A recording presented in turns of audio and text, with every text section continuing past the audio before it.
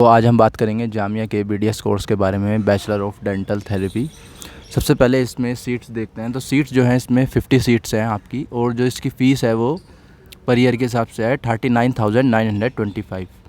और इसका जो ड्यूरेशन है वो 5 साल का कोर्स है ये। उसमें आपकी 1 साल की जो है रोटेटरी पेड इंटर्नशिप होगी, जिसमें सिलेक्टेड कैंडिडेट को 750 रुपीज़ देने होंगे एडमिशन फ़ीस के।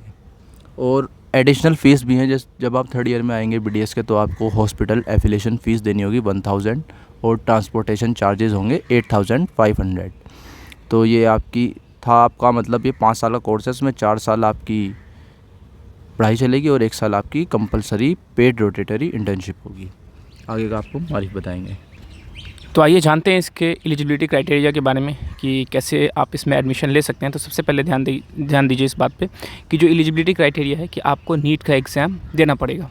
तो मान लो कि आपको 2025 में एडमिशन लेना है, तो उस टाइम आपको नीट का जो एग्ज़ाम होगा रिसेंट वाला, उसको देना पड़ेगा, ठीक है।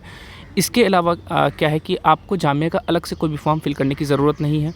आप जिस कैटेगरी में होंगे उस कैटेगरी के अंदर आपका सिलेक्शन होगा। जनरल में होंगे तो जनरल में होगा, मुस्लिम में होंगे तो उसमें होगा। तो इस तरीके से आपको वहाँ पे सिलेक्शन होता है। तीसरी बात ये है कि एज लिमिट जो होना चाहिए आपको 31 दिसंबर, मान लो आप 2025 का देंगे तो 31 दिसंबर 2024 तक जो आपकी एज वो 17 साल कंप्लीट हो जानी चाहिए। यानी कि 17 साल से अगर नीचे का कोई बंदा होगा तो उसका एडमिशन यहाँ पर नहीं होगा। तो एज लिमिट जो है वो 17 साल है।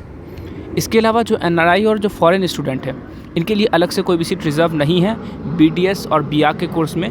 तो इनको जो है जनरल कैटेगरी पे एडमिशन मिलता है 10% के अंदर ही। कोर्स की जितनी सीट्स है उसमें 10% जो उसके अंदर में आपको एडमिशन मिल सकता है, लेकिन मिलेगा आपको जनरल कैटेगरी के अंदर। आपके लिए अलग से कोई भी मतलब रिजर्वेशन या फिर NRI से रिलेटेड कोई भी चीज़ या फॉरेन स्टूडेंट से रिलेटेड कोई भी चीज़ अवेलेबल नहीं होती है।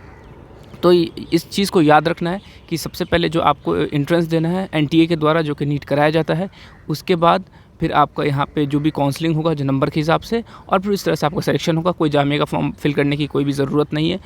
तो इस तरह से आप जो है BDS के अंदर एडमिशन ले सकते हैं। तो ये रहा आपका फुल और इंटायर प्रोसीजर। अगर कोई भी दिक्कत हो तो आप हमसे पूछ सकते हैं कमेंट सेक्शन में। तो अगर आपको कुछ भी पूछना हो आप कमेंट बॉक्स में बता दें, हम कोशिश करेंगे पता करके आपको रिप्लाई करें। तो मिलते हैं फिर नेक्स्ट वीडियो में।